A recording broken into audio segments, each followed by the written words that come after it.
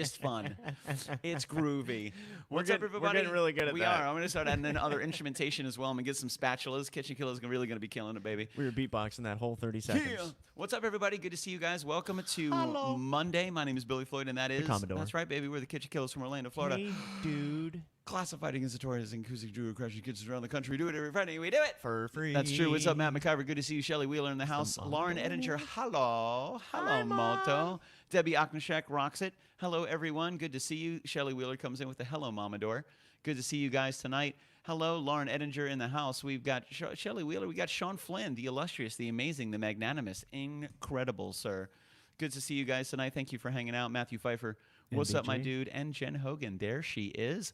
Good to see you guys tonight. Thank you for spending some time with us. I'm going to hit this button right here. This is fantastic. I'm going to do a little of this guy right here. That's fantastic as well. So the exciting news, you just said it right before we went live. We have 19 followers on Twitch now. We're getting close, man. We're getting super, super close. I like it. Yeah, it's fantastic. I'm looking forward to it. It's one of those things where I'm like, yeah, baby, because, and I like you said today, I think a big part of the fact is we're gonna get you a mohawk once we hit 50 followers. I think Holly Stoobs is gonna do it. Yeah, which I think is fantastic. I know there were some color options as well that you were talking about. Yeah, How do you feel about that? Are you still thinking about it, or where are you guys at? I'm leaning back on that a little bit. I don't doubt that. Oh, there's us watching. Interesting. I thought I heard us talking. I've never seen our Twitch while we were twitching. That's very interesting and slightly confusing. Do one of these and then 3 seconds later see what the lag is. See yourself do that. Yeah. You should see it here in a couple of seconds. Oh man, we're watching. It's so weird. There it is. It was quick. You got to pay attention. Kyle Nunez, good to see you guys. Thank you very much for spending some time with us tonight. We are headed to 50 followers on our Twitch. We get to apply to be an affiliate, and the great Commodore is going to be receiving a mohawk, which you haven't had since when? When was your last mohawk experience? It's been a while. It's been a year. It's been a while. It has. Been a year. Lisa Baker, good to see you. If you want to see the mohawk, we put a post up today. Yeah, that's right. Of me looking very seriously at my guitar while I was playing. He's very angry. And it looks like had a serious conversation. It looks like in that haircut that I had a receding hair all the way back here. Really? On my head. It was purposeful. Like I did it on purpose. That was purposeful. Yeah, it was with purpose. 100%. It's getting there. Yeah, you're getting there. It's no big deal. You're prepping for the mohawk. It's fine because you don't need any of that stuff on the side right there. I'm peeling it back right now. No way. That's what I'm talking about. Lisa Baker's down. She's like, yeah, mohawk. That's right, man. We're going to make it happen. So thank you guys for joining us tonight. What's up, Mark Newport? Good to see you, my man. This is the weekly wrap-up. We're going to go over real quick the last 6 to 7 days of insanity the great Commodore and I have experienced. And then we're going to be chatting with a very, very amazing individual tonight, which I'm really, really excited about. This gentleman has been in many industries for a very long time. He's found a lot of success, not only in creativity, but in sharing his opinions of others' creativity as well. It comes from a wealth of knowledge. We're really excited to have him. We chatted a little bit in the pre-show.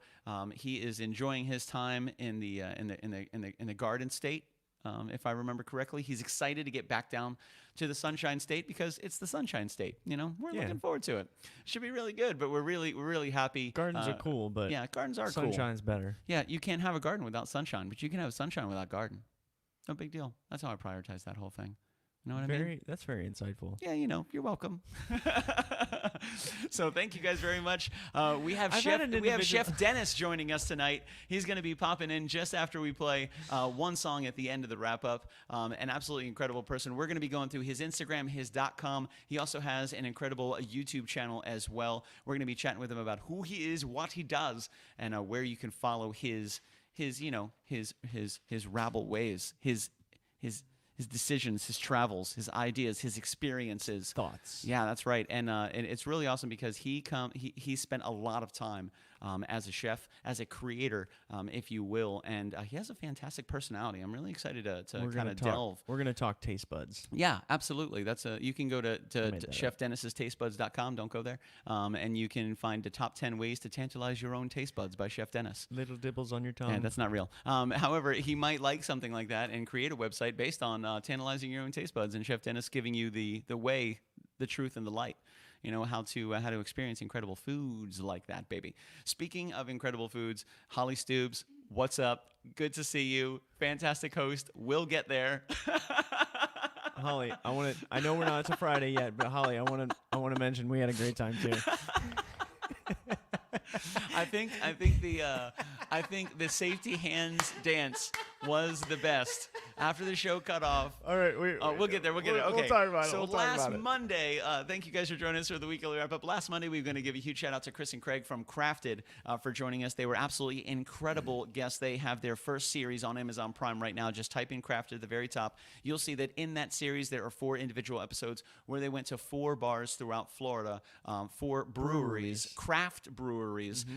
They did interviews for each of the individual breweries, and they brought all of their combined effort and education into creating one incredible super drink, super IPA, super brew, a super brew. I don't know. A super brew. It's a super brew. It's a super brew, from the breweries. You just made that up, but I like it. Yeah.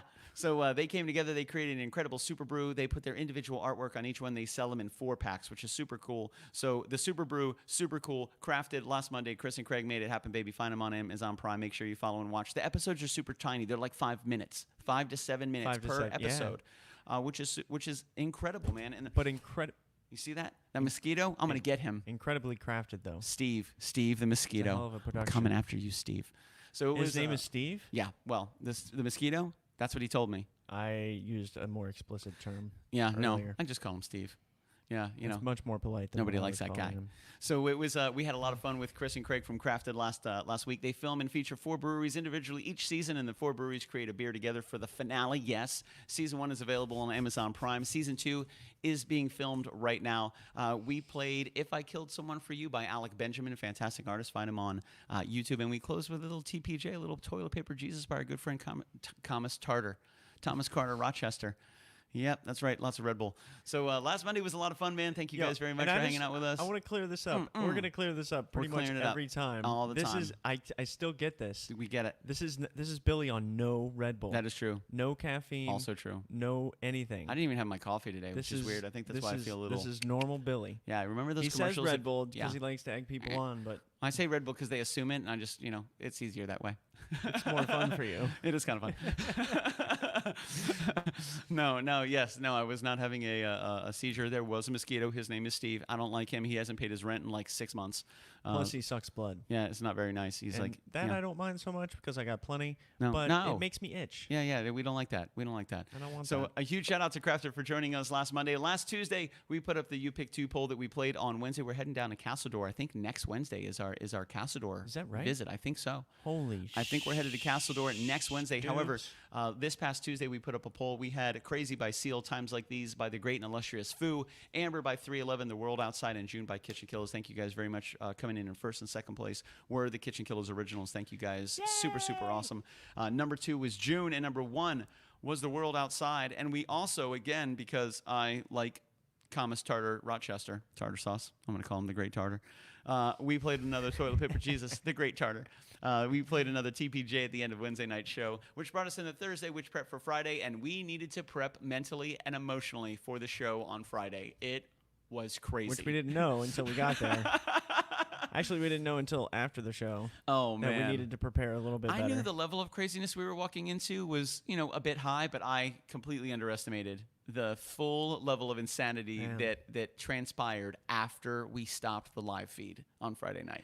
And earlier in here, Matt, I think it was Matt, he said I had to go back and watch the Friday show because it was hilarious. You did not see the most hilarious part of the entire night. We chatted about that during our Patreon show on Saturday. We were talking about safety hands. Safety hands. And Matt's like, I got to go back and watch that. I'm like, dude, that happened off camera. That happened in the kitchen. It was insanity. It was insanity. But it was a lot of fun. Holly Stubes is a fantastic host. She brought some really great people, and we actually met her in February of 2018 at Jimmy Darba's. We played his birthday party. It was an 80s night. We met some incredible people that night, and 3 different families wanted to book us to crash our kitchen. And here we are in October of 2020. And we were able to make that happen and meet up with Holly. She brought a really small collection of incredible people, which we got even more kitchens booked. We shook some sanitized hands. It was very nice. Very sanitized hands. Lots of sanitizer. I was super excited to see how many people that I recognized when we got there. There we go. Holly Stoops steps in. Whoa, safety hands. the safety hands. Man, Oh, such a good night. It was incredible, Such a man. good We had a night. really, really good time. Holly, I haven't laughed like that in a while. The nacho bar was I real. really I couldn't stop appreciate laughing. that. I was trapped in the corner. I couldn't You even were. move. You were like, I couldn't move. I was surrounded by very inebriated people singing safety hands, just squirting sanitizer all over the place in random areas. I had our guy Chris. He had the cleanest hands in the whole world. He just kept every time we would turn around, Holly would hit him with more sanitizer. And then Laura would hit him with more his sanitizer. comments are what got me every time. Oh man. Plus, it was with an English accent. Yeah, and that made it even we had a more good funny. time, man. A huge shout out to Holly Stoobs. Thank you so much for hosting us on Friday. It was a lot of fun. It was. I'm really glad we were able to make that happen. We had a fun set. We had good tunes. The nacho bar was fantastic. Thank you guys very much. And Holly Stoobs is doing the mohawk. Yeah, Holly Stoobs is knocking out. No, I think there I'm was backing a color out idea. I think I'm backing out of the color idea. Okay. Because I don't know.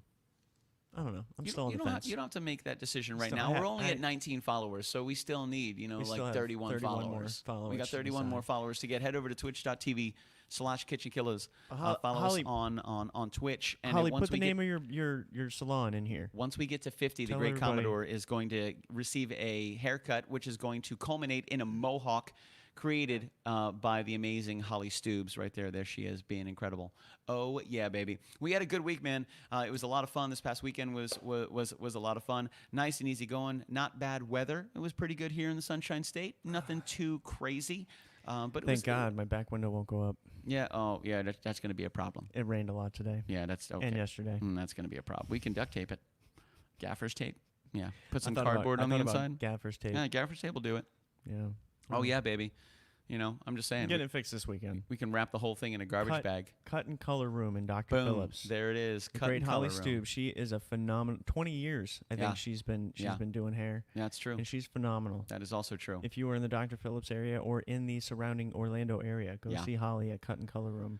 And she will hook you up. That's true. She gonna hook me up. That's right, baby. This past Saturday, we did have our standby, our preview pack Patreon private practice performance played precisely as promised and powered by you. We did have that this past Saturday. If you're a Patreon member, you can head over to patreon.com/KitchenKillaz. You can see all of our posts, all of our streams. You get access to all of our content.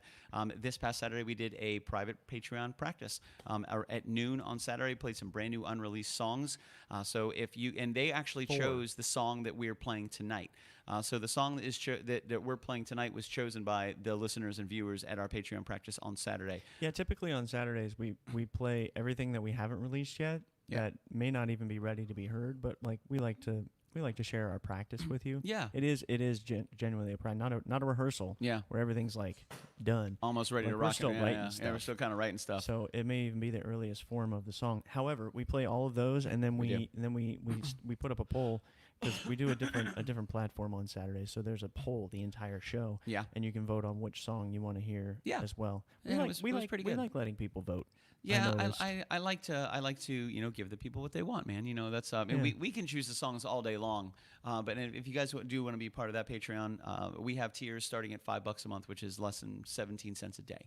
That's right. So by all means, and you get access to the sneak peek of the week, which is the poll results that go up, the poll that goes up, the menu that goes up, the set list for Friday night, Patreon practice, and all the images and videos that come along with being a Patreon member. There are other tiers as well. There's a couple different $15, $25 tiers that involve swag bags, 6-month membership rewards, some pretty cool stuff. So And a whole hell of a lot more support for us. that's right, man. Thank Head you over so to much. patreon.com/KitchenKillaz, and that is, I would say one of the top questions we get is, since you guys do this for free, how do you guys make money? How can we help? Patreon.com/KitchenKillaz is the number one place to go right there, man. Right there. We take every penny that comes to that Patreon, we invest it immediately right back into KitchenKillaz. That's what we do, 100% of it. So it's not you lining our pockets; it's you investing in our performance, our show. Yeah, the experience, the You entire show. You want to see our show. You want to see it grow. You want to see it evolve. You want to see it get better. Yeah. Yeah, and then let us know. Let us know what we can do to make it better. Like, hey, I think All you that should do good this. I'm like, all right. Okay, cool. Billy would be like, yes. Let's do it. So And I'd be tomorrow like, at 12 o'clock. okay. What's up, Elizabeth Martin? Dana Ricker, good to see you, my man. So tomorrow at noon, we have another poll with 5 songs going up on it. Wednesday, we're going to be playing those winners. And then this Friday, we are at Jeff and Lainey Lerner's house, and they are extremely excited to make some food Jeff and Lainey Lerner. this week. They're really, really excited. They booked this show months and months and months ago. Lainey has taken the day off of work so she can prep and cook Good. properly. She already ran me through the menu, which I'm extremely excited for Friday. Friday is going to be absolutely incredible. She's a fantastic cook. She's created, every time that Jeff comes over here, he always brings Lainey along, and she always cooks some type of food. Is she's the one that brought the cornbread. She made the cornbread cake. Yeah. Yeah, she made cornbread. I've had cornbread before. I'd never had cornbread cake. Not like that. That was absolutely fantastic. It's like cornbread, but Cake. better. So thank you guys very much, man. We have one song to get through, and then we're going to be chatting with Chef Dennis, and an incredible man, a superhero, if you will. You know, and again, we're going to be chatting with him about his .com, his Instagram. He has a lot of travels, a lot of experience, a lot of passion for what he does, and he even has the ability to share that passion and share those insight and those tips with you guys. If you head over to AskChefDennis.com, he has recipe index, his own individual recipes, and he even has a way that you can get in touch with him, sign up for some interesting classes on how to learn how to cook like Chef Dennis, which I don't know if that's the actual tag, but it should be. Because looking at some of the pictures of the food that he has created, I would love to cook like Chef Dennis. Like, that would be super freaking awesome. And look at the food that he eats. I would love to experience the food like Chef Dennis. I mean, I would like to know how to do that kind of stuff, but I don't really enjoy cooking. So honestly, I think I just want to hang out with Chef Dennis. I think that's pretty much what I'm getting at. He just sounds like a really fun guy to hang out with. We'll do that. We're just, we're just gonna end the show. And we're heading to New Jersey. I mean, teach me things, but I'm not gonna use them. I don't cook. I do. I'll use every one of them. You will. Oh yeah. And then I will use my tremendous skills of critiquing said food by eating all of it. Hey man, it takes two. It takes two to tango, baby. If nobody's gonna eat the food, why cook it? Billy, That's we're crazy. a team. That's right, man. We're a team. That's what we're here for. So thank you guys very much for hanging out with us. We most certainly appreciate you spending some time with us on this incredible Monday night. We hope you guys had a really fantastic weekend as well.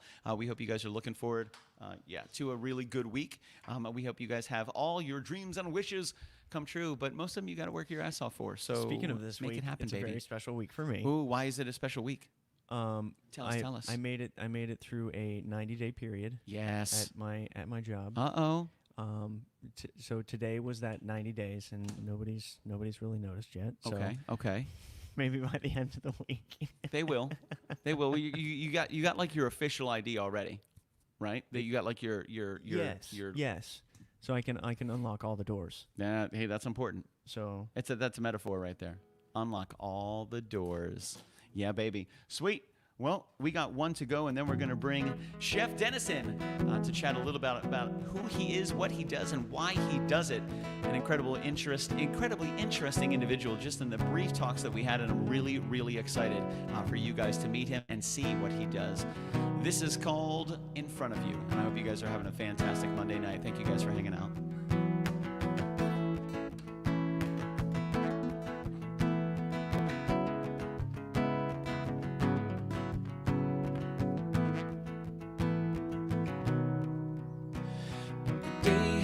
Arrived that I've waited my life just to see those written vows. You turn around and stay back to me. The sunrise will bear your love, bathe in a white dress to be. Your hazel eyes, they bring me life. You stand next to me. Slow it down, turn around, light up those sevens we dreamt about, played it out, spinning in circles we danced around, take it back, mother and father are crying now, singing aloud, wish I would win love just to be, just to be.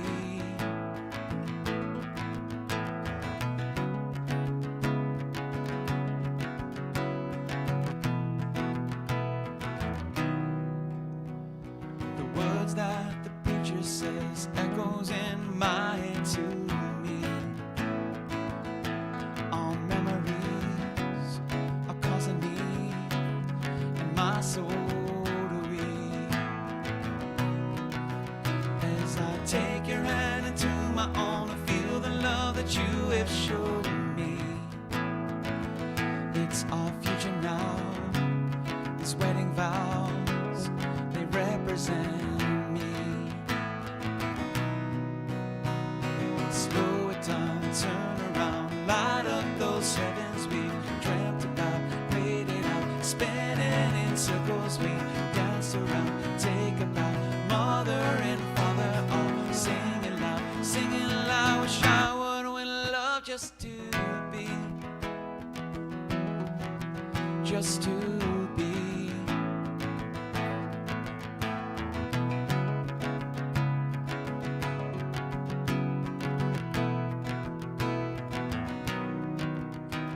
These tears out now, I wanted the world to see. You are my beauty queen, the only love that I can see, reflecting the best parts of me. But it's not me in front of you, you've shifted up the point of view. I sit here singing this beat. You reside inside my mind, and maybe in another life the person you will love will be me. Slow it down, turn around, light up those heavens you dreamt about, played it out, spinning in circles you dance around, take about mother and father all singing loud, crying loud, you shower with love just to slow it down, turn around, light up those heavens you dreamt about, played it out, spinning in circles you dance around, take about mother and father all crying out, singing loud, you shower with love just to be, just to be.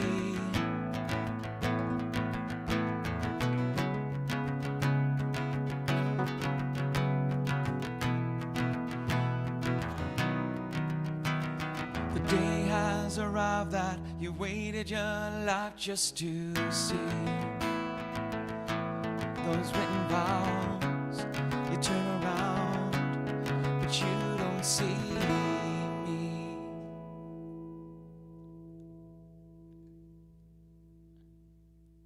Yes. Well done, sir. Sounded good, so baby. much. What's up, everybody? Good to see you guys tonight, and thank you for spending some time with us. My name is Billy Floyd, and that is... The Commodore. That's right, baby. And then what we're going to do right now is we're going to bring in the one, the only. That's right. We ran around the whole world. There are only two Dennises left. The mad scientist himself, Dennis Cutter, and then Chef Dennis, the incredible, the amazing, the tantalizing Chef Dennis. What's up, my man? Hello, Good to see Chef you, sir. How Dennis. you doing today? Very good. That's quite an intro. And let me tell you, you guys rocked it out. That was amazing. Oh, thanks. We wrote that for you, Chef Dennis. It was a love song to Chef Dennis. It was a love song for Chef Dennis right there. No, that was truly, truly magnificent. The harmonies were great. I really enjoyed it. Being an ex-musician from way, way, way back, I can truly appreciate the effort that went into that. Once a musician, always a musician. Yeah, That's it. we spoke a little previously, and you said that you had once had a show as well on Yeah. Google Hangouts when you would bring other musicians in, and it's interesting to see the kind of connection in creativity. A lot of people that we know that are cooks and chefs have also at one point been or still are Yep. practicing and playing musicians. I didn't know that about you at all. What is your background in music? Like, how did you get into it, and what was your passion? What was your instrument of choice? Well, my instrument of choice was guitar. I loved playing bass, but I never made the transition because I was always afraid to get rid of the guitar and the amp and go to the bass route. But guitar, bass, I taught myself some piano, and I just had fun with it. It was really, really pretty cool. I did the upright bass with a bow, and I thought I was getting all really good. And it was at school, and the teacher came and said, "We want you to play in the orchestra." And I'm like, "Oh my God, really?" So here I am when I had hair, really long hair, scraggled, flannel shirt, jeans, and I walk in to play with the orchestra, and we were doing the Messiah. And as I'm sitting there, all these guys that are my age now coming in pressed with their instruments, all these retired musicians, and they're playing the Messiah. And I'm like, oh my God, I'm out of my depth here. You didn't tell me there was a dress code. A little under. No, it wasn't a dress code. You didn't tell me it was a talent code. It's like, wait a minute, who invited me here? Are you guys? Oh. What's going on here? Well, I had never had to rest before in music, and playing the upright, you played a few notes, you rested, but I got so lost. I just handed it to the guy next to me, and I walked out, never to be seen I'm again. done. I'm done, buddy. I'm out of here. I'll play rock music, but I'm just not cut from that cloth. So sadly. Gotcha. Wow, man, I'm glad that you. I was originally a bassist myself. My very first instrument was bass. I fell in love with it right away. It gave me such an understanding and a structure for the soul of the song itself and how important bass is. And bass is not heard; it's felt. Yeah. And a lot of people that I played with in bands as bassists, they would come in and be like, "Hey, man, I can't hear the bass. I can't hear the bass." I said, "Close your eyes. If you close your eyes, you feel the bass. The bass moves you. You know, between like the drums itself being the backbone and the structure, the skeleton of the song, and keeping everybody in time, everybody wherever they need to be, whether it's on the pocket or on the one. Then you have the bass come in, and that really creates the emotion and the soul to it. Everything sings on top of that. Yeah. Now, that's your choir of angels, your harmonies and your vocals and your guitars on top of that, the electric guitars and the leads just kind of floating over that drum and bass combination of energy that creates like the ultimate platform for the song Oh, yeah. to exist and survive. That's the really bones. cool, man. That's the bones of the song. What's up? Oh, you were like just like He's on a roll. into it. You were into that. That is true. So let's get down to it, Chef Dennis. How long now are you an actual chef, or did you give yourself this name, or is this something that came from years of study and practice and application?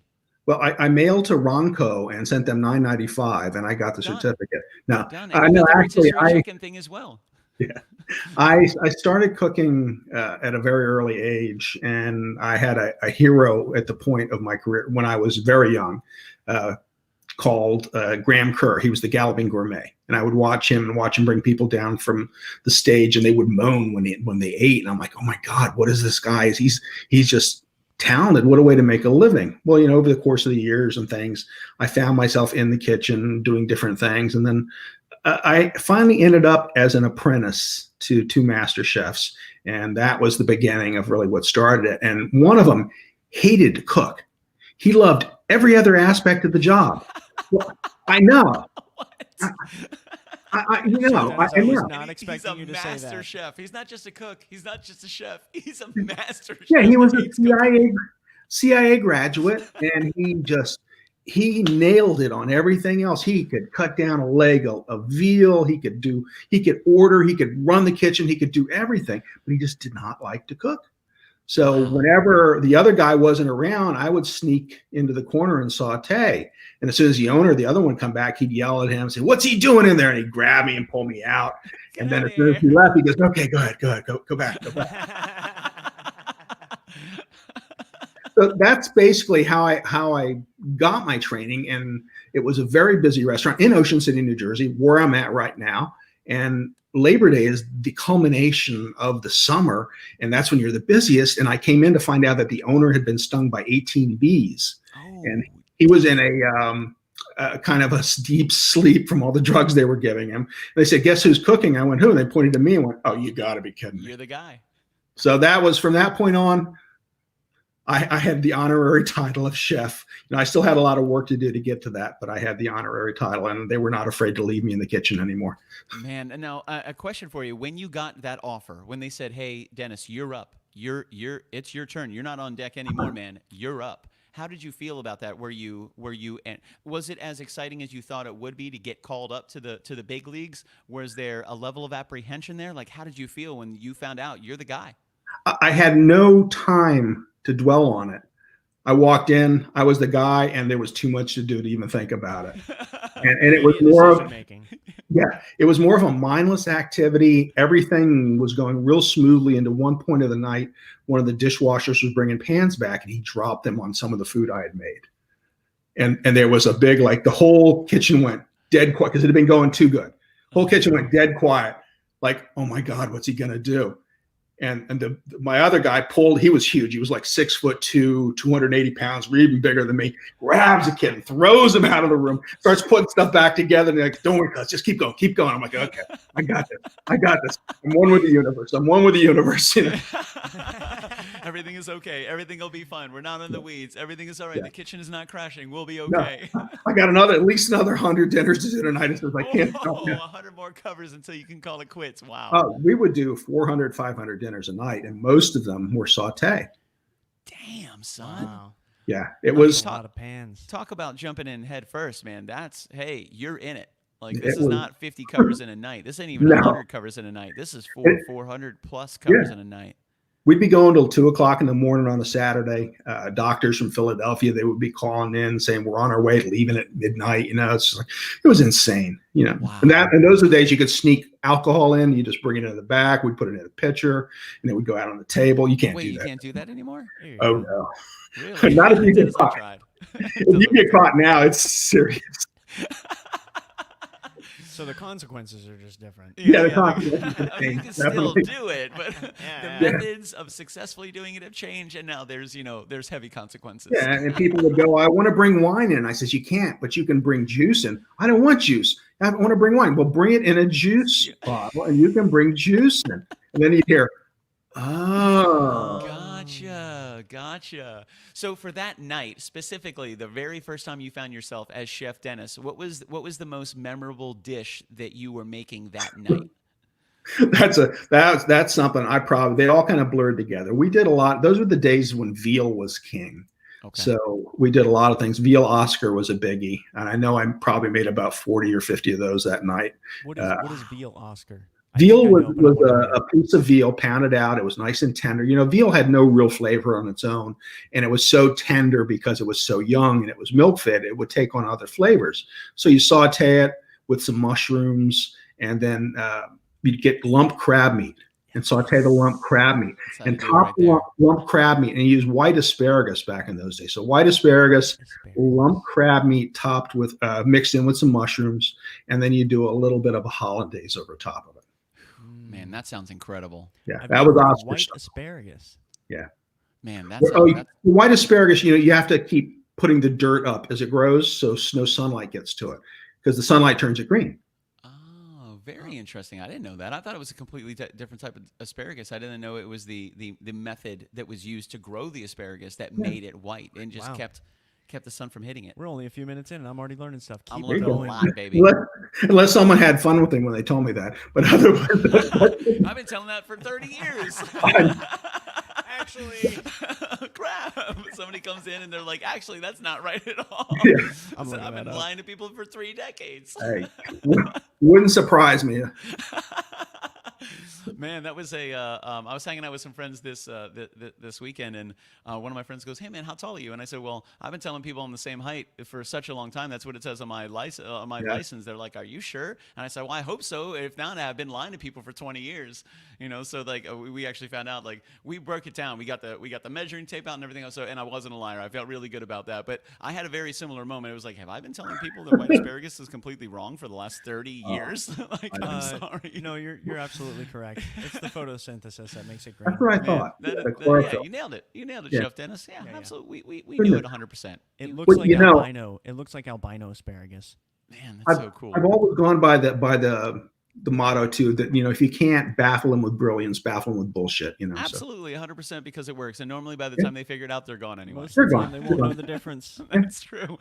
That is very true. So, Chef Dennis, walk us along this journey of yours, because now you have an amazing social media following. I mean, you have inspired, and millions of people have watched what you're doing. They've seen your social media. They've seen your pictures and your travels. Yep. You have an incredible website as well, AskChefDennis.com, which I think is just super, super beautiful. Really, really well laid out. And I know we talked a little bit before. You said you're kind of ready for a little bit of an update. There's some different content you want to put up there. As a previous web developer, I look at this and I see a nice, clean website, which looks really great. So for those of you that are just joining us, we're chatting with Chef Dennis. He is currently in the Garden State, but he's headed back to the Sunshine State soon. And this is his .com that he uses, Ask Chef Dennis, a culinary journey, which is absolutely incredible. And I recommend you guys head over to this website, AskChefDennis.com. Super, super simple. Click on the rest. I mean, this guy just gives the goods away, man. Click on the recipe index. Go to his recipes. Watch what he does. There's an incredible source of knowledge right here. And Chef Dennis seems ready and willing to just help and coach people to create incredible, incredible dishes. Not only that he's created, but if you have other questions about your own culinary journey and adventure, if you have those questions, and you may be looking for a trustworthy source, reach out to Chef Dennis and just let him know what's going on. He, as you guys know, he seems like an absolutely incredible person, and I bet you that he is most certainly willing to lean in and help you guys find that guidance and find those answers to make sure that you can create with the same type of passion that Dennis creates. Dennis, this is a fantastic website. Like, walk us through this a little bit. Not a lot of people have .coms anymore. Why did you think it was a good idea to have a .com? Well, when I started 10 years ago, I've been blogging for a little over 10 years. And I started it kind of as a place for my students to go. I was working at a high school in Philadelphia, an all-girls high school, and teaching culinary. And I wanted them to be able to come someplace where they could ask questions and I could answer them online. And none of them ever did. And the students did, some of the teachers did. And one day I had a reader from New Zealand and a reader from China, from Singapore. And I was like, oh my God, what am I doing? I must be a real blogger. So over the years, my process has changed. The design hasn't changed too much. I always like a simple website, clean. Like you said, I'm going to have an update because the back of it, the bones of it is getting old. They're coming out with so many new types of frameworks that are faster and Google friendly and just easier to adapt. So that's why I need a change, not because I'm going to make it splashy and colorful. Like we had to talk about that. It's all, anything that I always tell people, anything that looks really, really pretty, get rid of it. Because it's a vanity thing. It's not something that your readers, there's no benefit to your readers from it. They're not going to sit there and go, oh, that's so pretty. Oh, so no, where's the recipe? I want the recipe.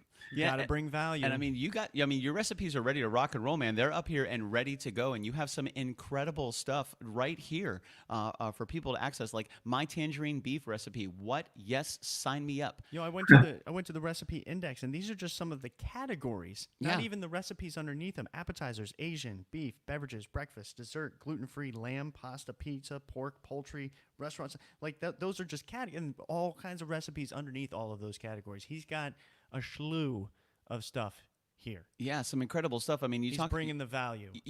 You talk about a wealth of knowledge. Like, this is most certainly a place where you guys can head to and find out if you do have a joy for cooking. Head over to AskChefDennis.com. Just go there. It's super cool, man. He's got all of his stuff up there for free. Just click on the recipes, roll through, and I guarantee if you have any questions about it, reach out to Dennis to let him know. Or if you have an idea of something that you're trying to cook, or you have an idea of something that you want to make, and you have any questions, right here is a perfect knowledge base. Yes, you could Google it, and you could try to find aggregate answers from 20 different people around the world with completely different ideas, and you could try to figure out a healthy one that will work for you, or you can just reach out to my man Dennis, and he will lead you to the promised land. Which is so cool, and I really like the fact that you do have this .com, and I really like that you blog. That's really, really important. It helps with our creativity, with our writing style, and with our understanding for where you go and your motivation of other people to inspire them to do the same thing and find their own journey as well. Have you always been a writer? Is blogging something that you did before you started this project, or was this something that kind of came about as you were developing this idea? I think I was always a writer. I enjoyed writing. I loved to read, and I would write. And when I was a chef back in the day, when that's all I did was a chef, I had started a few books. I never quite finished them. I just couldn't make that commitment to finish them. But I had started 3 different books because I enjoyed the process. And when I got to the blog, in the days when I started, it was about telling stories along with the recipes. It has now evolved to, I don't want to hear your damn story, just give me the recipe. So I want the answers right now. Yeah, it's changed. So I try to weave maybe a couple things in, but I don't dwell on it anymore. Like, I used to be more about the story and then the recipe. So it's more compact. I'm writing more for what Google wants, and I'm trying to, and in the process of writing better for Google, I'm answering more questions. So my whole process has changed, and my whole way of delivering has changed. And I think I'm adding a lot more value because and I tell people, cooking should not be difficult. It should not be something you dread doing. It should not be, oh my God, I have to make dinner. It should be, what do we have in the refrigerator? Let's go see what we can make. That kind of an attitude. And in my recipes, I will tell you, if you don't like broccoli, leave broccoli out. Use something you like. If you don't like chicken, we'll make it with, beef, or make it with a different kind of fish or something. Be adaptive. Have fun. Roll. Have fun. Enjoy your time. use the spices you like, make it taste like you want it to taste. And again, it shouldn't take more than 30 minutes. Yeah. That's my other kind of rule. Every now and then I have that's fantastic. Yeah, that does. But for the most part, it shouldn't take more than 30 minutes. Yeah, and that's something that I found, like, especially, as a young adult, we don't always have access to the most incredible ingredients because I'm deciding whether I want to put gas in my car or do my laundry. Right. So I have to delve into the refrigerator and hopefully find something that I can put together that's going to add a little more sustenance than eating a couple Mentos that I found underneath my couch cushions. But one of my favorite things to do, even now as an adult, is to just go into the refrigerator and see what's in there. Cool, let's grab this. Let's grab this. Yeah. Let me go into the pantry. Let's grab that. Let's turn this on. Let's cook this. Let's just see what we can create. And it's and I really enjoy doing stuff like that. I love the creative process behind it. Now, granted, I also like to cook specific meals. I'll walk into my supermarket and in my mind I'll have a picture of something that I want to make. And I'm like, cool, let me grab that, let me grab that, let me grab that, let me grab that. That was actually one of our Friday night shows. Yeah. You had just seen a picture of a dish. Oh, one yeah, night, yeah, that's right. And you had it pictured in your head, and you went to the grocery store and you got those items. Like, I'm gonna make that. Yep. Without the rest, you didn't have a recipe. No, I didn't have a recipe at all. In your head. Yeah, that was it. And I build a lot of my stuff in my mind out of images, I don't have any formal training aside from the fact that both of us worked in the restaurant industry for a really long time. So we asked a lot of questions. And I like to cook. It's just therapy for me. I enjoy cooking for my friends and my family. I enjoy cooking sometimes just for myself, just because it's fun. We enjoy it too. Thank you. Good. We have some really great friends as well, and along this journey, we've met some incredible people that are they're not trained chefs, but they cook and they love to cook. So you walk into a house that's a home, and they're just creating some incredible food to be able to share with people, and they have recipes, and they have great grandma's lasagna recipe, and they have Uncle Billy's crab soup recipe, and it's just some really, really cool stuff that they tweak a little bit and they add a little bit. Even the great Commodore has a couple family recipes that we've used as well that have made it through the generations of the Commodore Junior, Commodore Senior, Commodore Senior. I don't know your family value when it comes to Commodores. Most of the recipes came from Mom's side. So mom got them from her mom. Her mom got them from her mom. Gotcha. And the dads just eat the food. Yeah. I get that. That's where you get it. Yeah, I got it. All right. It'll work out. But there's so many great recipes out there and so many family treasures, and that's what I don't have my own family treasures. My mother hated to cook. My grandmother used to feed me like there was no end, but my mother was not. She worked. She was not a great cook, which was why I started cooking, because I love to eat. But you can't lose these recipes, and that's some of the things I've been trying to do. I go back to classics. Like crab imperial is one of my top recipes on my site, and it's something you kind of forgot about. What is crab imperial? Can you tell us about that? Sure. Well, crab imperial, if you were from the Northeast, you would know it better. It was like a Northeast dish, but you take lump crab meat or jumbo lump crab meat and you make an imperial sauce. And basically an imperial sauce is mayonnaise with some eggs, some lemon, some Worcestershire, some Old Bay, some other spices. And you make this imperial sauce. It's the binder, and this imperial sauce goes around the crab meat, and then you bake it. And it kind of expands a little from the crab, and you get all that flavor, and that it's rich and decadent.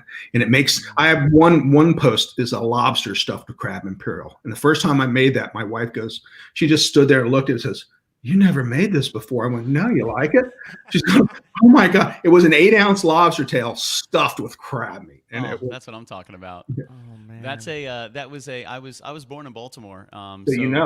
I grew up on lump crab meat and crab cakes and Old Bay seasoning. And coming down to Florida, we were always looking, but you would always see everywhere Maryland style crab cakes. I have found zero in Florida that say Maryland style crab cakes. And I look at it, I'm like, this is a lie. I'm being lied to. Mine are, I call them Maryland style, but they're you use lump crab, which is fantastic. A lot of people don't even do that. It's too much breading. It's the shredded crab. They're cooking it all wrong. Dennis, you need to host a school on how to cook crab cakes properly down here, and we will advocate for it 100%. Now, you sounded really passionate when you were talking about your crab imperial. Is that, we had a question a little earlier that said, what is your favorite dish to cook? That's a hard one. I like blending flavors, and I like blending seafoods. When I was in the restaurant, I would use multiple items. It's easier when you're in that kind of an atmosphere because you have all these products.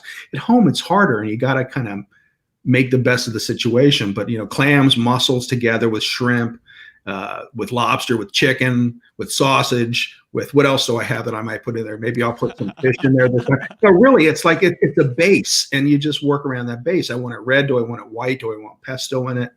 Do I want saffron in it? Because it's not, again, it's not rocket science. Right. It's about changing out the ingredients and making use out of the different ingredients to make a bunch of different dishes. So that's sauteing is my favorite thing. Well, I like what you said earlier. Like, if you don't like broccoli, leave it out of the recipe. Yeah, and don't put it in the recipe. And as you said that, I remember some of my mom's recipes were different when my grandmother made them, but certain people didn't like certain things, so mom made them different, and they were still amazing. Don't be afraid to adapt. Tweak it. You can start with just like a base of a recipe. I'm like, all right, I'm going to change that. I'm going to change that, and then it's a different recipe. Sure. Now, you were talking about visual. That's exactly how I would do a lot of things. On my days off, I would go to the bookstore and I would sit at Barnes and Noble and I would get all the Australian and New Zealand cooking magazines because the paper was really good. They felt good. They smelled good. They looked good. And I would just look at the pictures and I would take pictures with my cell phone of just the picture, no recipe. And then I would go home and I would recreate it. So I don't want to steal your recipe, but I want to steal the idea. And now let me see if I can make it or change it and adapt it. Yeah, absolutely. And that's one of my favorite things to do, like walking into a supermarket, because I love the spontaneity of it. You know, I love walking in and being like, what do I feel? Do I feel like a thick cut pork chop tonight? Do I feel like a filet tonight? Do I feel like doing like the great Commodore creates these incredible arugula salads? Like he kills the salad game.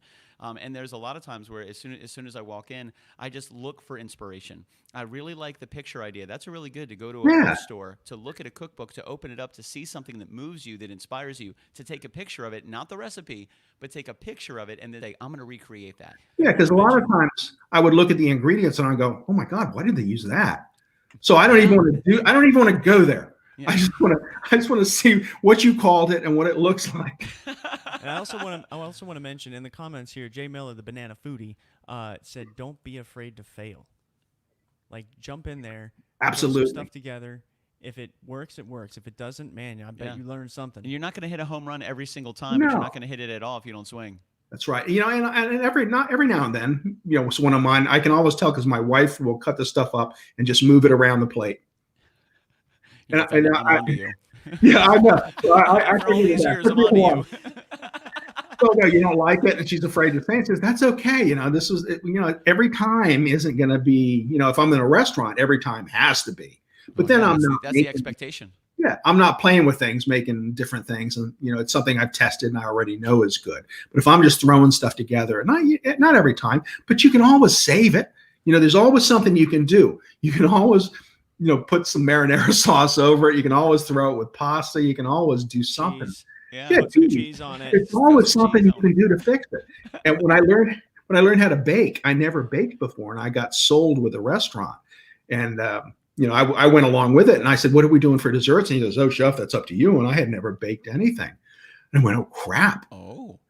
So I went to the store and I got a Good Housekeeping cookbook with a lot of pictures on bake stuff.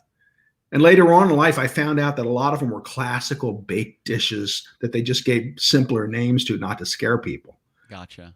And I learned from that. But I had that same thing. If it didn't come out and no one saw it, it didn't happen. It never happened. I went in the trash and I'd start again. Yeah, no big deal. And you learn every single time you do something. Like me, I'm still doing it. I still learn. You know, like I've been trying to focus on getting more and more versatile at using cast iron for cooking. You know, it's an extremely versatile tool, and I want to be able to create multitudes of different things. And I mean, they're almost indestructible. Like they're almost, and you can cook so many different things in there. And I found a lot of success using that. And some people think, oh, it's only for heavy proteins, it's only for steaks. No, you can make anything in a cast iron skillet. It's absolutely incredible if you know how to use it. So all the time, I'm just trying to change and adapt and understand. And let me try this. Let me try this. Okay, I totally messed this one up. Let me try it again. Okay, I've learned my lesson. Let me change and evolve a little bit. And I think that's a big part of that whole thing, like what Jay Miller was saying. Don't be afraid to fail, but remember what you're doing. So when you do it again, you can learn from your mistakes. Because that's really the kicker: is learning from making mistakes is okay. That's human. That's going to happen. Human. Yeah, but we have the choice to learn from those mistakes and then apply it to future decisions, and that's where the element of growth comes from. But if you're too afraid to fail, you find yourself in a situation never try anything, and you don't do anything. Yeah. And that's when it gets kind of dangerous, especially in the level of creativity. Music, food, art, it's all Hmm. very similar. It's all in the realm of creativity, and not everybody is going to hit a home run every single time.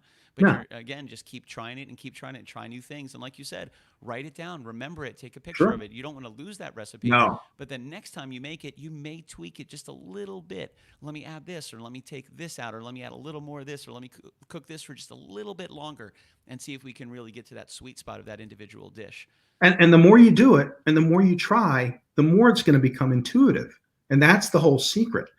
The more time you put into it and the more effort without it being effort, you start to learn. Like I had a person tell me, if you listen to food long enough, it'll tell you what it wants. And Really? Ooh. yeah, and I'll kind of look at something and I'll be putting it, and it goes, it's not there. And it's like asking me for something. And so I know, then I have to think, what does it want? If Does you it want listen to milk? food long enough, it'll tell you what Well, it yeah, wants. while you're cooking it, and it's kind of a strange thing. But it's one of those intuitive things that I think Absolutely. I have acquired, and I'll know it's flat. Oh, it's really good. No, it's flat. It's missing It's something. missing something. Yeah. And then you get that thing, that one last item, and it might be the juice from artichokes. It might be, the juice from sun-dried tomatoes. It might be adding in a different spice, something that just perks it up. And those are things that you learn, and you have them on hand. So it's learning to have fun with the food, listen to the food, and make food that you really like to eat. Yeah, and that's the thing, is the joy of eating it. Like, you really like to eat it, and, Oh and yeah. I think that's a huge thing, and I learned that from watching so many different types of cooking shows, where the chef would always ask the cooks, or the of that night, do you taste your food? Did you taste it when that food came back? Did you taste it before it went out? And a lot of people are like, no, why would I do that? It's not my food. It's like, oh my gosh, it's like, you got to taste it. You have to make sure that everything is right. How are you going to know what you're sending out if you haven't tasted it and you have no idea what's going on right now? So it's really interesting, because as coming into the restaurant industry, or the service industry, it's unorthodox to touch somebody else's food. But then when you get behind the line and you realize you're the one responsible for making sure that the quality of that food is perfect, how are you going to know that without touching it, without tasting it, without truly understanding what you're creating? You're not, and In I've seen a lot of motivation for that. in home, it's more.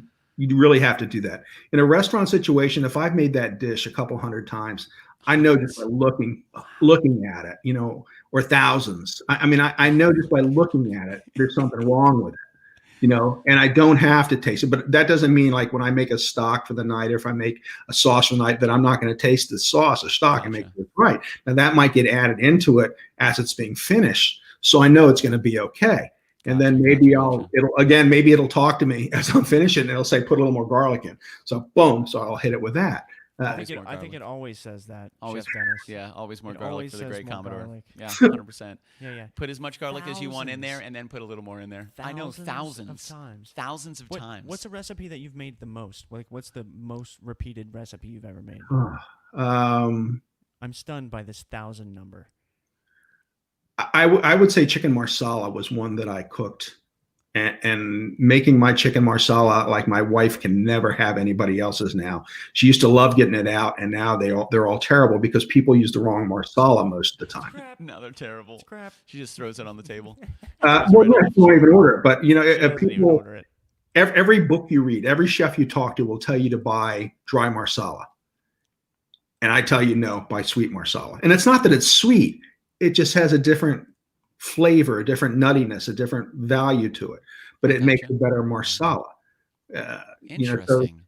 these are things, or that the fact that I might put chicken stock in my New England, not my New, in my Manhattan clam chowder or fish soups, because if you use all fish stock, the bite from the fish stock is too soft and on the palate, and it doesn't stay there right. But if you use a little chicken in it, it balances it and brings back more of a bite to it, so you can really taste the seafood better. There's such an awesome chemistry behind this. Like, I really love hearing about the chemistry of food and how the flavors work with each other and the layers of flavors. We went to a place called Palm's Tea House Mhm. almost a year ago, and we Oh yeah, sat down with the owner, and she was walking us through how a sandwich is designed.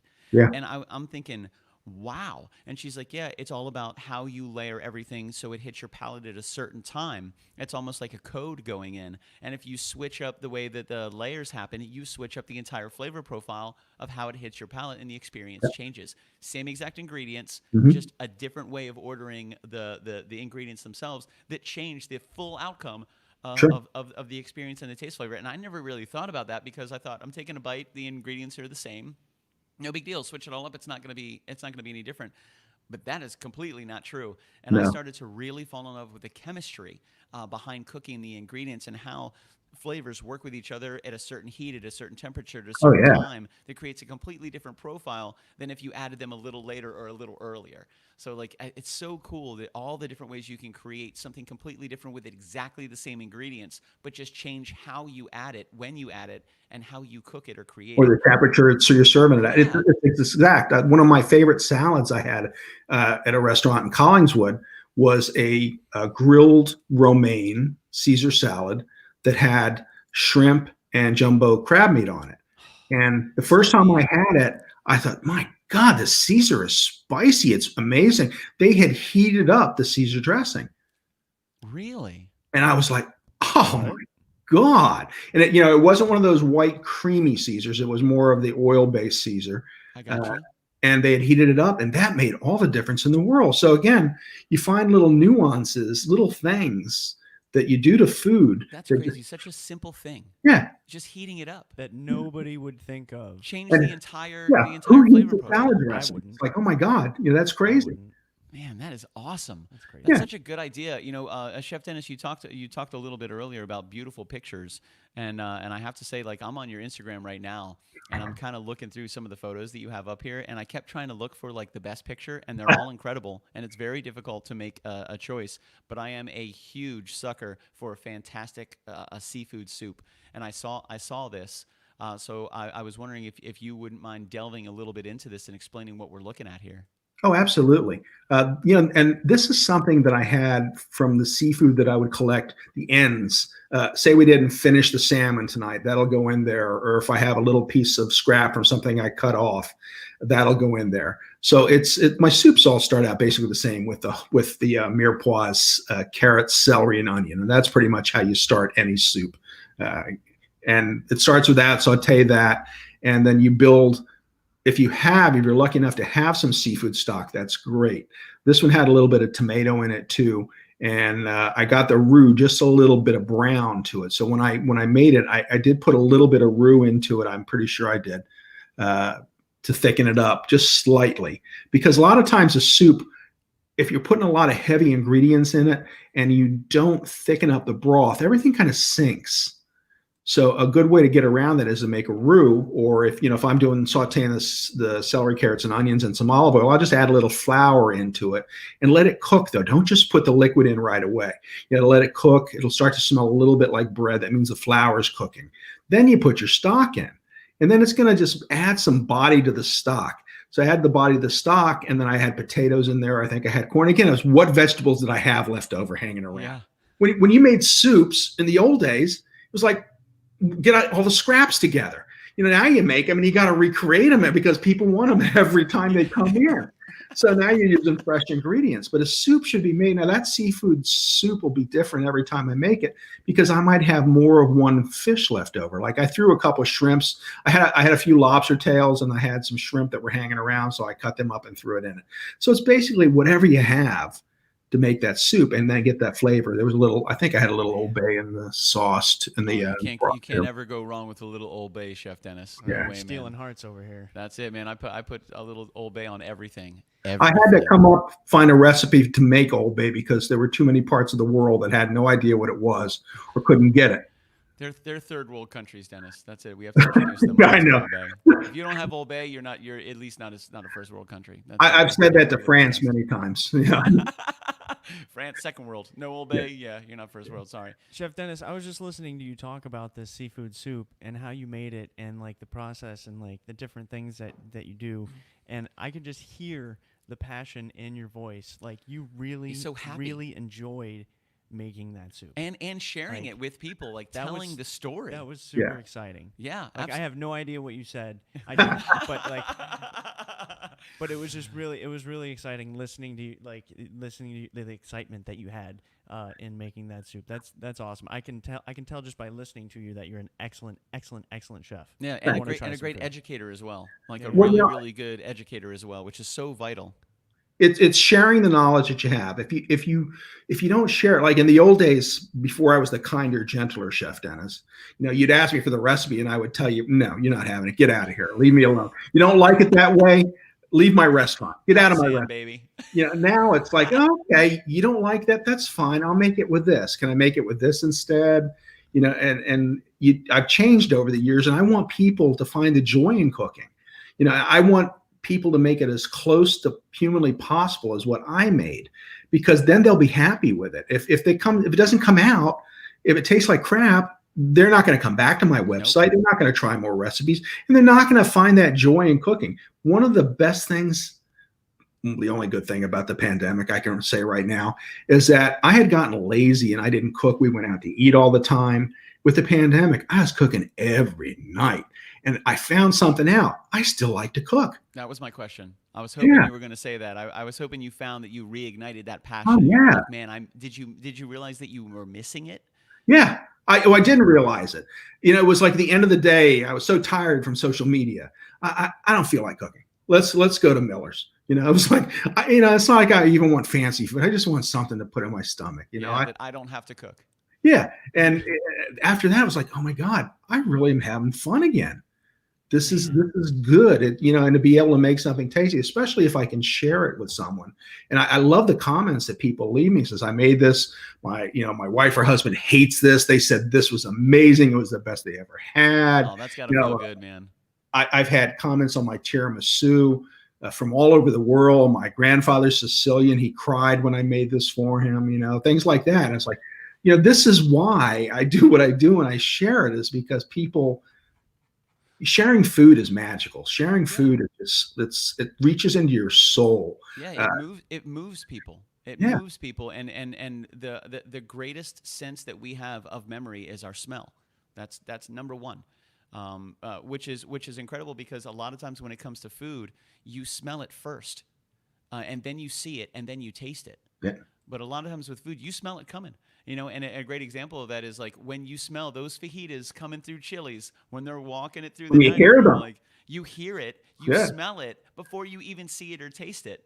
Yeah. And I think that's such a huge part of it, because it invokes such a heavy memory. It invokes such a heavy emotional connection to something. So like I grew up with more of my mother's side of the family, and she's Italian.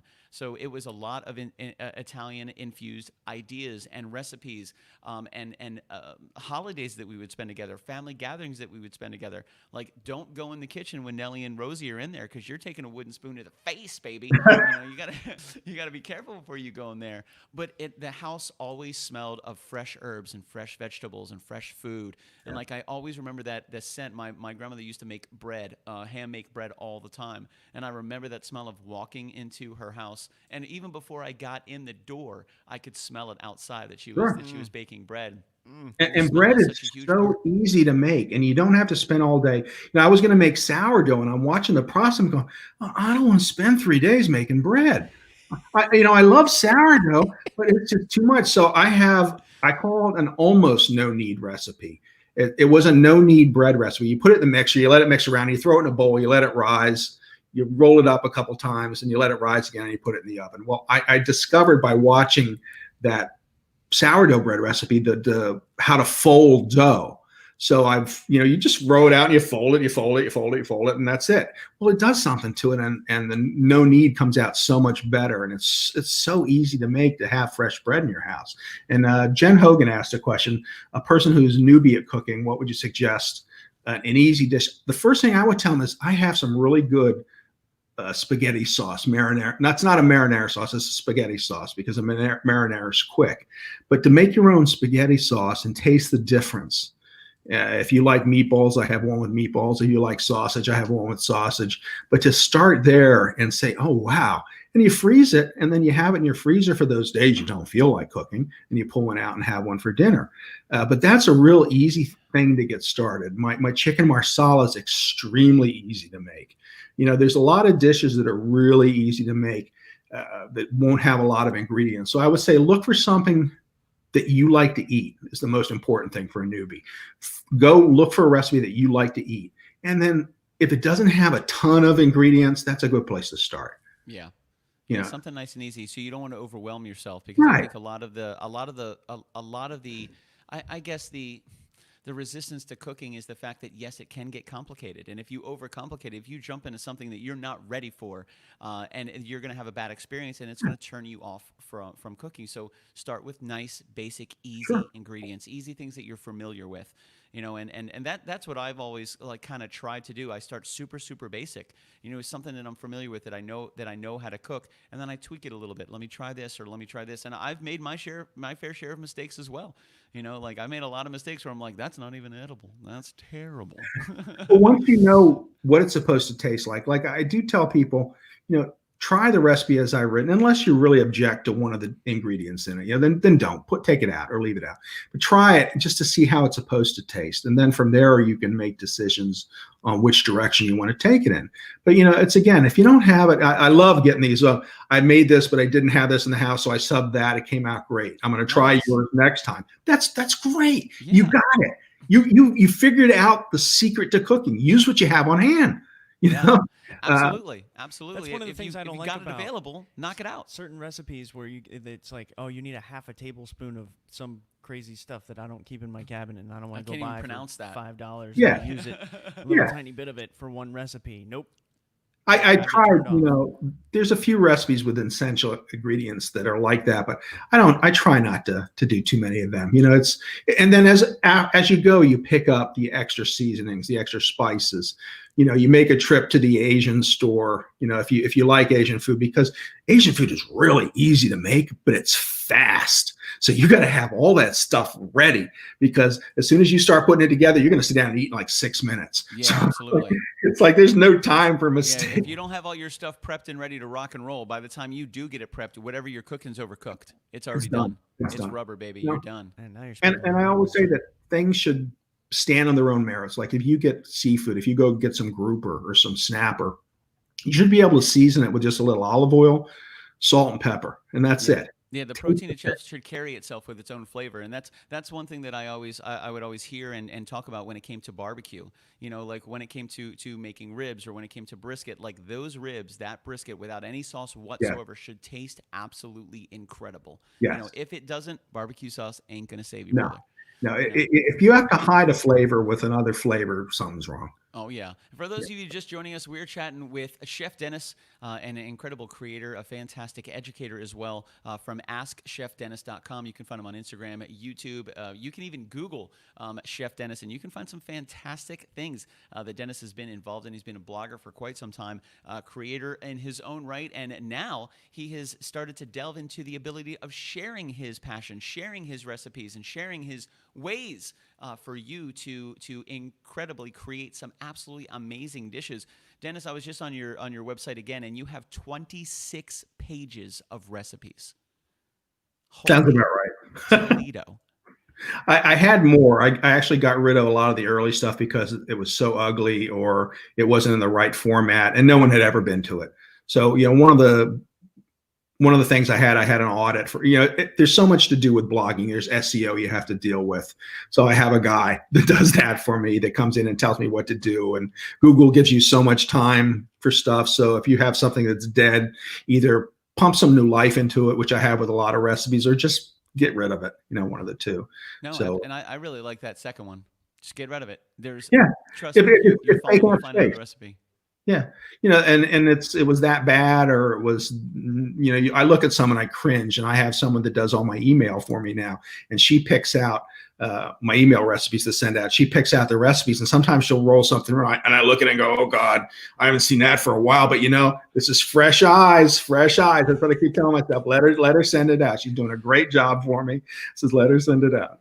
Yeah, and with stuff like that, she'll learn. She'll adapt and she'll learn Yeah. and she'll evolve. We don't always know what we're doing in the very, very beginning, but over a period of time, we just get more efficient and more Oh effective yeah. at doing whatever it is. And you can really apply that to any aspect of life. It doesn't matter. Like, you're not going to be the best musician in the whole world the first time you pick up your guitar, No. but play it every single day. If you want to be a great chef and a great cook, cook every single day. Every day. Yeah. Read about it, learn about it, make mistakes, try things you've never tried before. Find those, like most people that I know, we always have our go-tos. We have like 2 or 3 ones that you can make, you can knock it out of the Yep. park. It's nice and easy. You're super confident. And I think confidence has a lot to do with this whole thing on the presentation and the creation of incredible dishes, is being confident in what you're doing, because that confidence allows us to have fun. If Oh, we're stressed absolutely. and we're over anxious and we're nervous and we're worried and we're concerned and we just want to make such a good impression, but we're scared, there's no fun there. And if you're not having fun, why are you doing it in the first Right. place?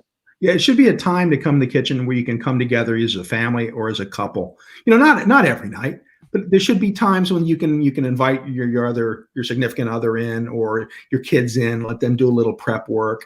You know, it's a time when you can bond. Food is just magical. We were in Germany, and my wife doesn't speak German, and I'm going to take pictures. We stumbled upon this like Oompa festival in Munich, and I'm looking for her. Where's Lisa? Where's Lisa? Well, she's at a table sitting down with a bunch of Germans drinking beer and talking. She doesn't speak German. What? Food, music, alcohol brings people together. It's like it's a common bond, and it really is a place where you can sit down with people you don't know. Like, I've shared dinners with people that barely speak English, and you're having a bit of a conversation just because it's just a magical time to be together, to be eating this stuff that's just so good. They know the word good. They're like, oh yeah, good. We know that one. Yeah. It's fun, and then you get to know people, and you break down some of the barriers. There was a song Trisha Yearwood did years ago called "The Song Remembers When." When you hear a song, it takes you back to a time. Well, food does the same thing. Absolutely. When you eat something or smell something, it takes you back to that time, and it's magical. Absolutely. And that's I think another one of the reasons that I think it's imperative to keep those recipes going and like Yeah, pass it through generation pass to them down. generation. Mary Ann Kurt said she has a bread recipe that has lasted 6 generations. Oh Her yeah. family has a bread recipe handed through 6 generations now. Like, that is a one way that's one way to keep your friends and your family and your memories alive. That's Yeah. how you do it, is through the experience of food, through the experience of music and family, and that kind of like community aspect that surrounds creativity, and then starts kind of right in the heart. And then you can share something with your grandson that your great great great grandmother created Yeah. one day and have passed it down for so many generations. To see a bread recipe make it through 6 generations, That's like, amazing. that's incredible. Yeah. And this a way It's of probably pretty good bread. yeah, that's a way I of keeping bet our it is. friends and family and our memories alive, and keep their inspiration in the conversation and those family stories. And when you were a little kid and you were with your family, like, that story has now made it 20, 30, 40 years later, and you're now sharing it with your Yeah. kids. And that's one way that we can do it, is through recipes and through food, because you're Sure. right. It's a time of community. It's a time to bring everybody together. The kitchen's the place to be. That's where this whole concept came from, to be honest with you, Dennis. Is we played in a bunch of different places on random nights. We'd play a song, Mm-hmm. and one night we played in the kitchen. The lighting was fantastic. We had enough space. It sounded really great. Somebody was like, "Would you come to my kitchen?" And I was like, "We're going to come to all the kitchens," as a joke, kind of. And we've been in, I think, over 80 kitchens around Florida. We've met some Well, fantastic places, some incredible restaurants, some amazing chefs, some awesome food, some not so awesome food. And now we have 26 pages of recipes that we can choose Right. from. Hey, Oh, I have not to undersell me, but I have a real good friend, Chef Bob Ongst. He's over in the Winter Park area, and he might be someone perfect for your show. We can talk about him. yeah, that would be fantastic. I was He's about to reach fabulous. out and say, Dennis, He's if you're fabulous. ever able and willing, once you get back down to the Sunshine State, to join us on a Friday night and create something Absolutely. fantastic for the show, that would be so much. kitchen. Absolutely. Or you can come to my kitchen, one of the two. Oh, heck yeah, man! Absolutely. Oh, that's what I'm. Oh, that would be awesome.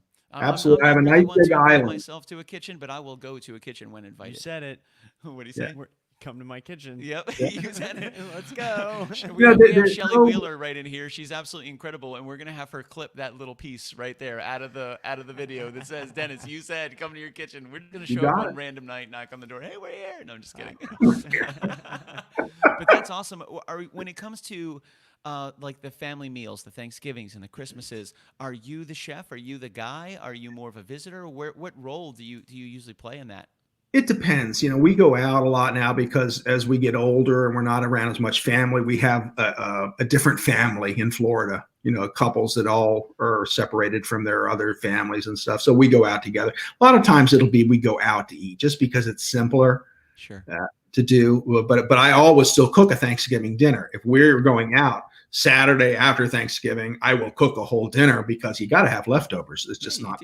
That's what it's all about. Without leftovers. And I have a really good brine recipe, dry brine recipe for a turkey that just comes out really great too. And when a guy like this has made thousands and thousands and thousands of dishes, when he says it's good, it's good.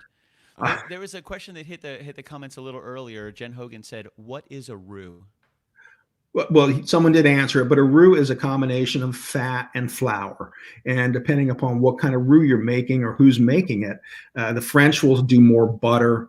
If you're in the Cajun atmosphere, they use more oil. So it depends on what you're making it. And the Cajuns use more oil because they cook it a lot longer. They take it to a whole different level. Like a brown roux down there might be something that they cooked for an hour to really get to build that intensity of nuttiness of that deep flavor that they use in their gumbos and their different dishes. And it's a matter of what you're using it for. The French will make more of a blonde roux that's just very light, barely cooked enough. But the important thing in all these is you want to make sure it's cooked because the flour is not raw. So that'll ruin a dish. Oh, I don't doubt that for a second. There's nothing like taking a big bite of flour. Yeah, well, even you can taste it in a soup, in a stock. It's just like people throwing vegetables into boiling water and thinking that's going to make a good soup. Dude. You got to saute them a little first. You got to get caramelize them. Let some of the liquids release and get some sweetness to them. Nice. Do you find yourself fairly critical when you go to a restaurant and you sit down at a nice meal, or do you find yourself a little more on the understanding this is their creation, I'm going to be more of an experience, or do you look at it analytically? It depends. If I look at it on the menu and I go, oh my God, this sounds fantastic, but it doesn't come out the way I expected it to, then I'm not happy. Yeah. But, for the most part, that's why I like simple food, because generally I'll have no expectations. I just like to eat. I had a friend of mine had a thing on his business cards and I stole it. Of course, it was, I eat for a living. Nice. Like, oh my God, that's too good not to steal. I eat for a living. And it's the truth. But a cheeseburger, the best cheeseburger I ever had was in Paris, and it almost mooed at me when they served it. Oh, we're going to Paris, baby. But it was the meat was so good that being that rare, it was freaking incredible. Wow. Have you tried to replicate that since you experienced it? I eat rare, but it was just the way the meat that they had.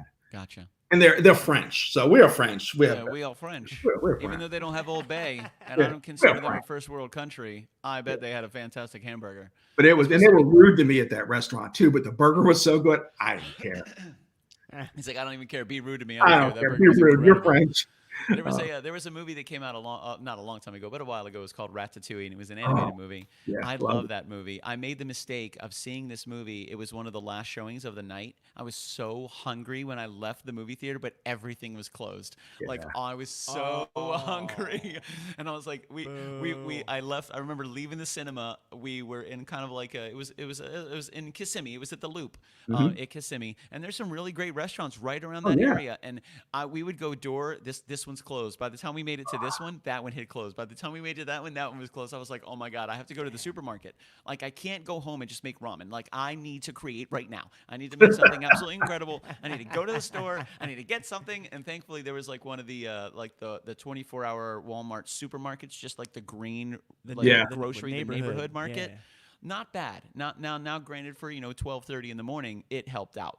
But that movie, Ratatouille, was fantastic, and I love the premise I love behind it. that movie. Cook because you love it. You Yeah. love to cook. Cook because you're passionate about it. You're motivated to it. Yeah. There's something inside your soul that just kind of moves you to create and enjoy the aspect and the creativity and the therapy of it, which I always recommend to everybody.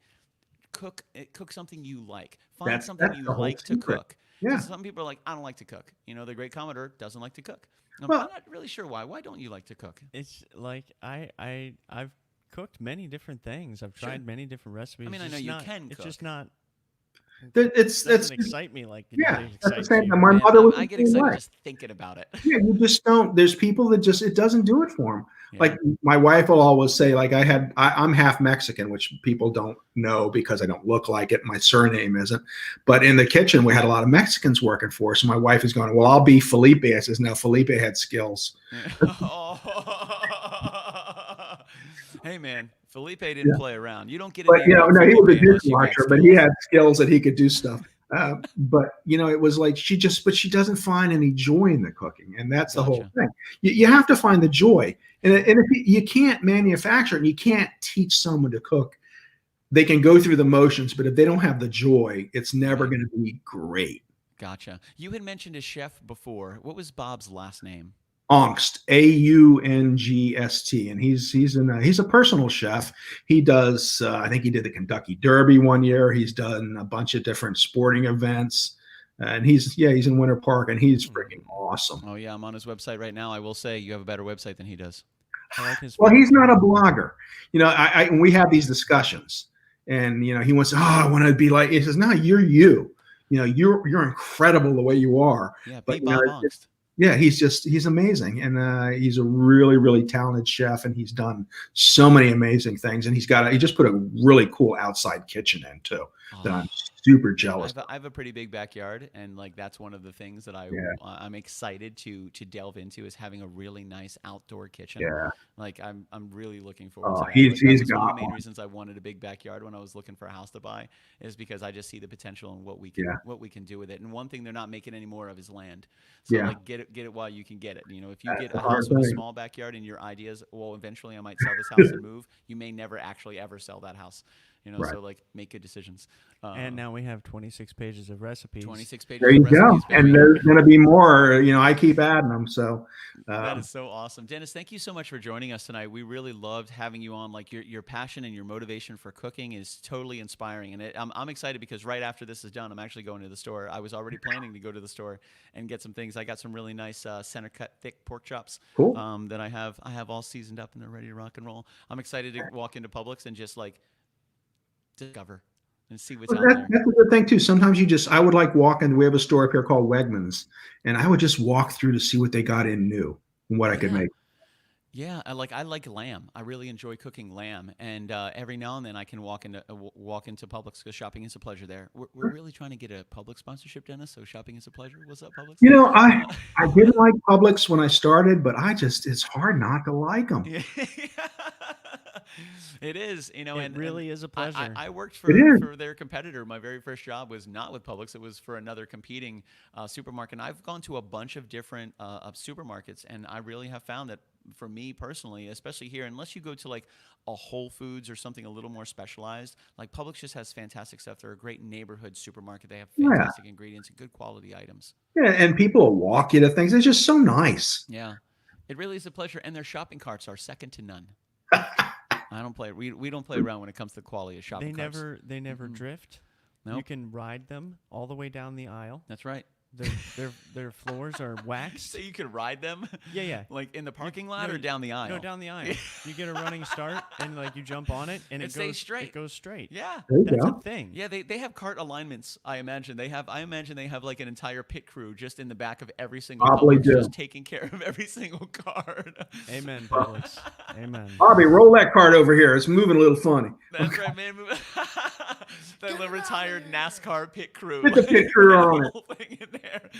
Oh, see, now you got Holly Stoobs involved. Oh, yeah, shopping cart races. Oh, yeah. Now she's going to toss back some liquor, and y'all going to be shaving haircuts and racing shopping carts. This is going to get dangerous. Holly, I'll beat you, but Yeah. it'll be fun. Matthew Pfeiffer says, get to know your grocer.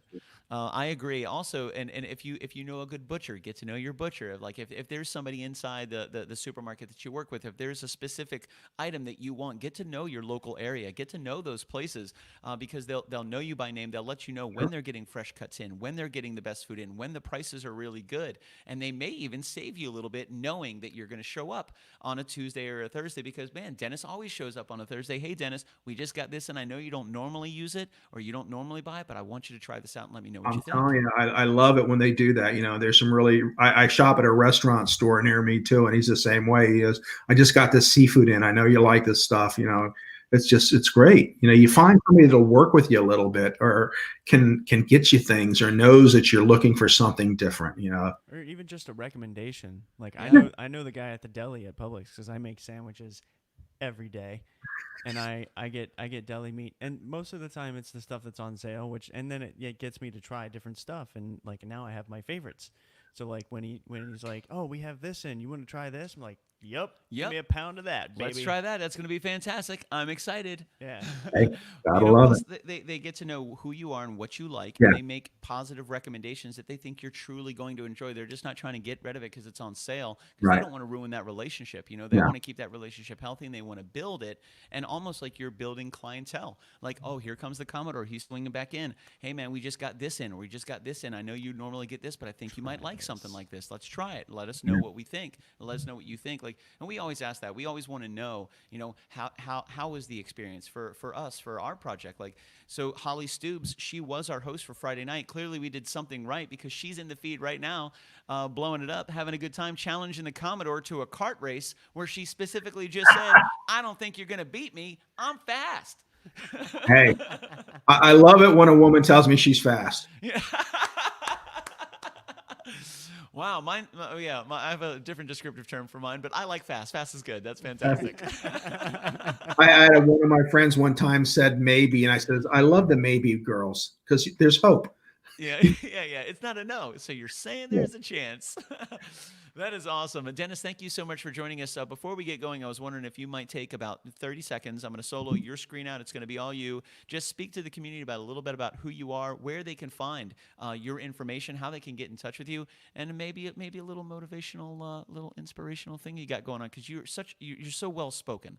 This has been such a pleasurable interview. Thank you so much for taking some time and spending it with us and introducing us to just your incredible website of 26 pages of recipes for us to just delve into and create. Thank you for opening up your knowledge base and just sharing it with the community, because like you said before, a lot of people are they protect it. I'm not going to give you the recipe. I'm not going to share it with you. But when you talk about food, you can't do that without talking about community. You just can't do it. And we love to talk to people that are just passionate. And you can be passionate about anything, and you're our kind of people. So thank you so much for joining us. I'm going to give the floor is yours, Dennis. Let the people know who you are and where they can find you. Sounds good. And again, I'm Chef Dennis, or just Dennis, and you can find me at www.askchefdennis.com, .net, .org, and some other websites. We're going to leave it at that. I just really love what I do, and I have found over the years that the best thing I can do for myself is to motivate people to get in the kitchen and cook, and that's what I try and do with my website. So if you're afraid of cooking something, drop me a note. It's askchefdennis@gmail.com. I'll be happy to help you if I can, point you in the right direction at least. And, try, find some joy in the kitchen. That's all I can tell you. And if you can find some joy in the kitchen, you're doing good. That's it, man. And that's the thing. Have fun. Have fun.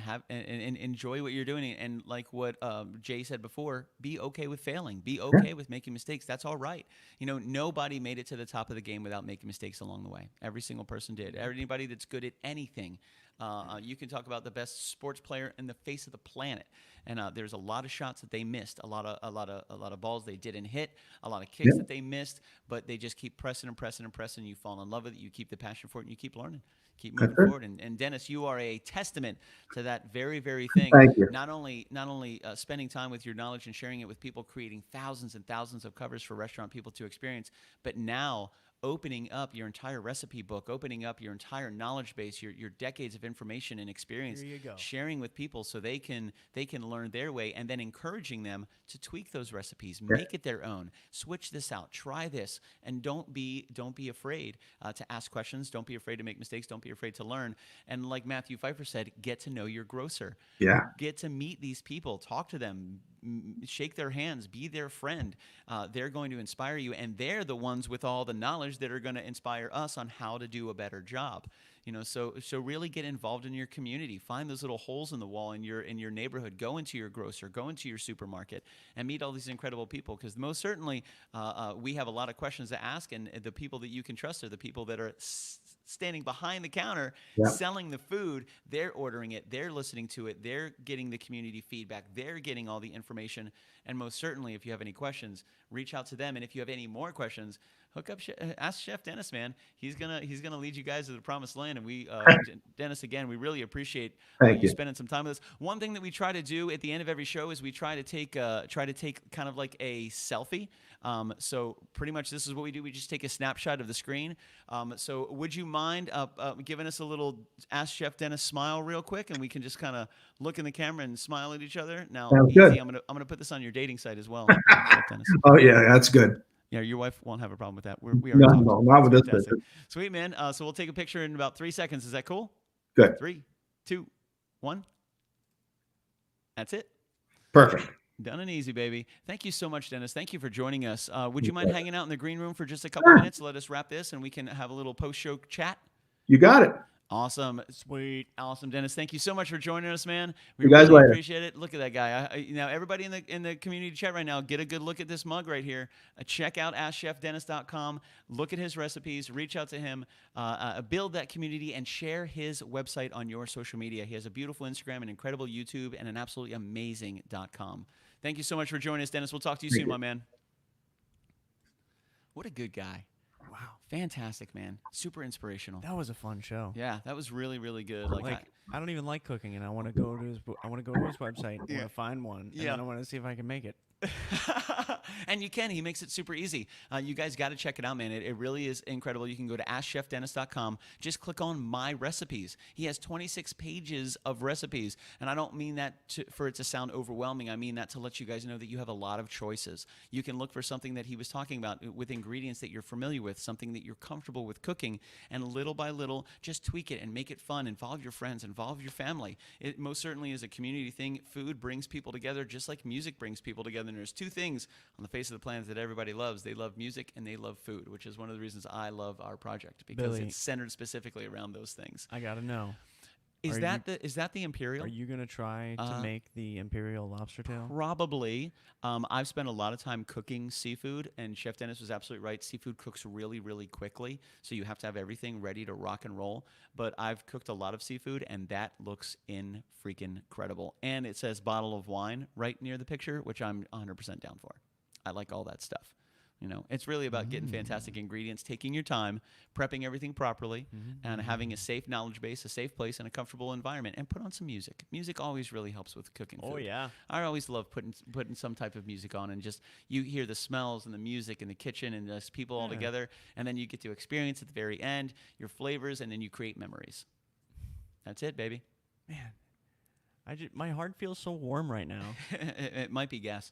No. Okay. No, and I want to eat some things. Yeah. I'm not even hungry. I'm excited for you to go exploring at Publix. Oh, it's going to be great, man. I'm looking forward to it.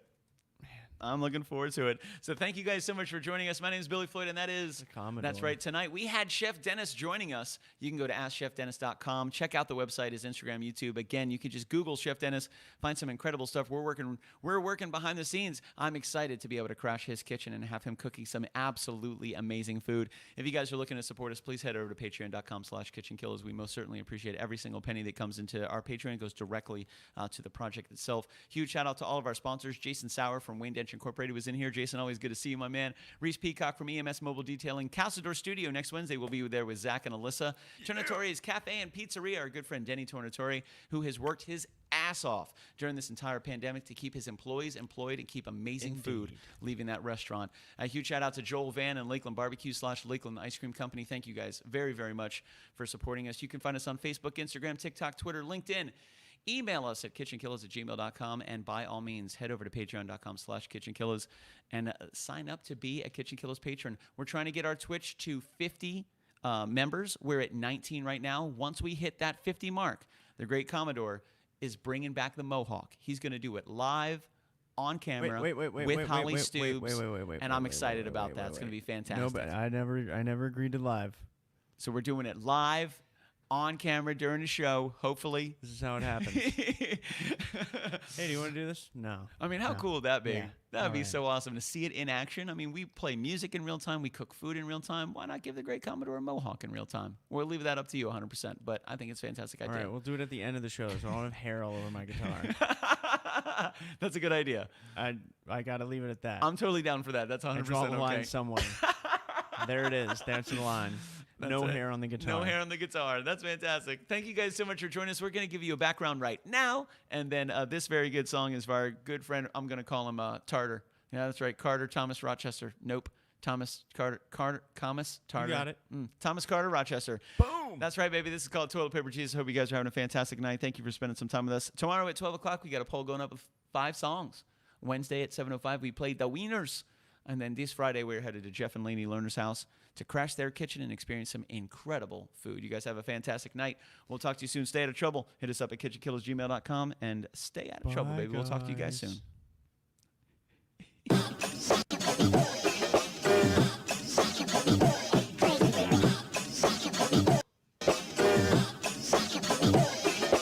Walking down the street, chickens blowing kisses. Never thought I'd end up 28 without a missus. Yet here we are, yeah, it's totally a thing. Making this movie about my life in quarantine. Started out hype, living life as a pirate. Then it got eclectic as time began to riot. Filmed my thoughts, what a terrible idea. Had a party over Zoom and got diarrhea. Ran out of toilet paper, life felt like forfeit. Turn on the news, an invasion of hornets. That's when it really truly started to unravel. I truly wish I could go motherfracking travel like toilet paper Jesus. Toilet paper Jesus. Toilet paper Jesus. Toilet paper Jesus. I wanna be a vagabond, maybe I'm a Cylon. I should have killed them hornets with a motherfracking mask on. Covered in ketchup, man, I think I messed up. Need a therapist that will help me fill my loving cup. No, not with beer, they really need to steer this conversation with myself a light year away from beer that need to poop and seize us. Sorry socks, it don't please us. Holy fracking crap, is that toilet paper Jesus? Toilet